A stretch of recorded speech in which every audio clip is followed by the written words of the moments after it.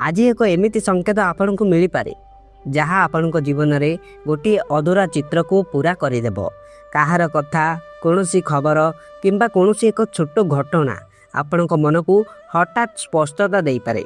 आज जहाँ बुझे सही कथा आसंता दिनर दिग बदलाई पारे।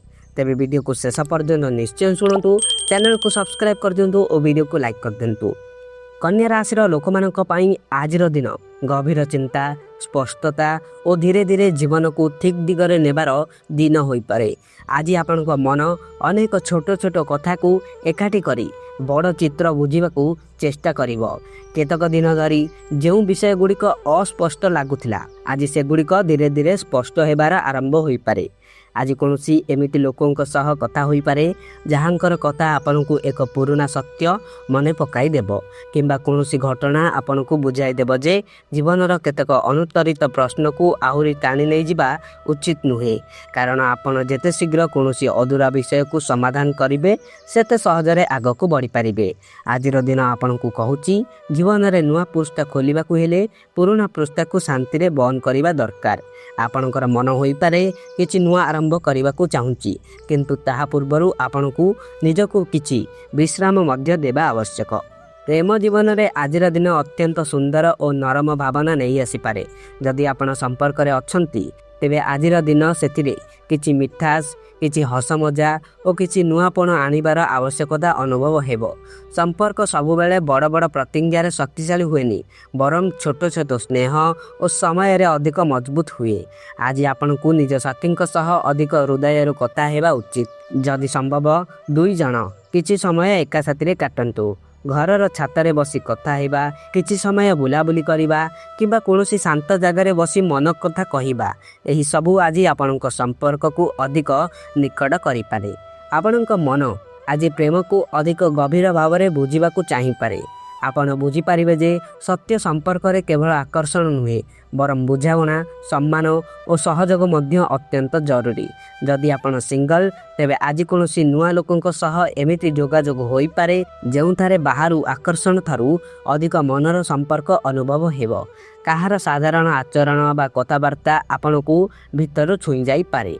कार्यक्षेत्र में आज आपण को लगी पारे जे आपण अधिक दायित्व रे घेरा जाउछंती। घर और काम दुईटी दिगरु चाप आसी पारे।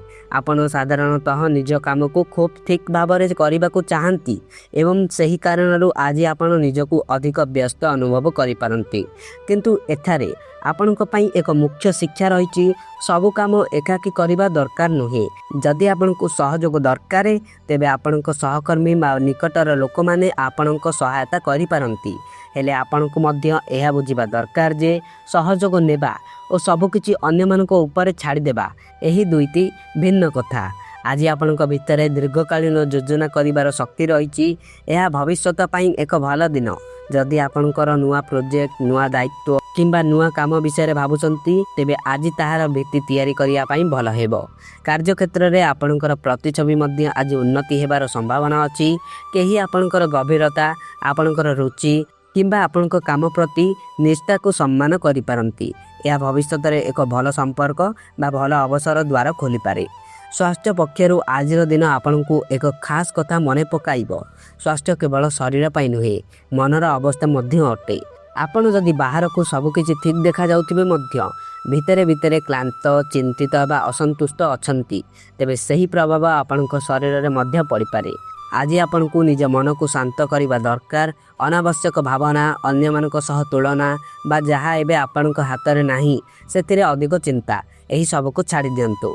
आज आपणक पई सर्वश्रेष्ठ औषध होची मनर सफाई।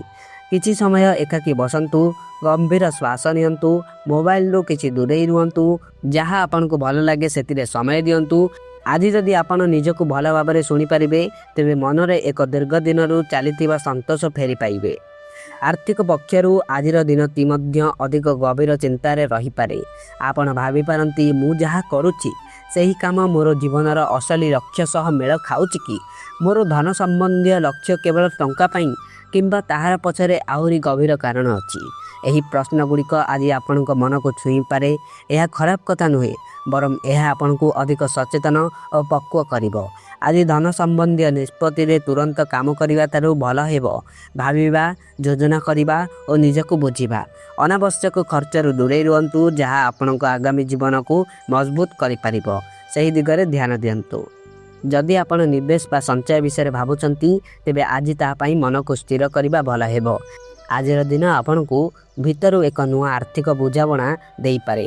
ମୋଟାମୋଟି ଭାବରେ ଦେଖିଲେ ଆଜିର ଦିନ କନ୍ୟା ରାଶି ପାଇଁ ସ୍ପଷ୍ଟତା, ସମ୍ପର୍କ, ଦାୟିତ୍ୱ, ମନର ସଫାଇ ଓ ଆଗକୁ ବଢ଼ିବାର ପ୍ରସ୍ତୁତିର ଦିନ। ଆଜି ଆପଣ ଯଦି ନିଜ ମନକୁ ଶାନ୍ତ ରଖି ପୁରୁଣା ଅଧୁରା ବିଷୟରେ ସମାଧାନ କରି ଆଗକୁ ଯୋଜନା ସହିତ ବଢ଼ିବେ, ତେବେ ଏହି ଦିନ ଆପଣଙ୍କ ପାଇଁ ଅତ୍ୟନ୍ତ ଉପକାରୀ ହୋଇପାରେ। ଆଜି ଆପଣଙ୍କୁ ମନେ ରଖିବା ଦରକାର ଯେ ଜୀବନରେ ସବୁ ଉତ୍ତର ଏକା ସାଥିରେ ମିଳେ ନାହିଁ, କିନ୍ତୁ ଆଜି ଯାହା ବୁଝିବେ ସେହି କଥା ଆପଣଙ୍କ ଆଗାମୀ ଦିନର ରାସ୍ତାକୁ ହାଲୁକା କରିଦେବ।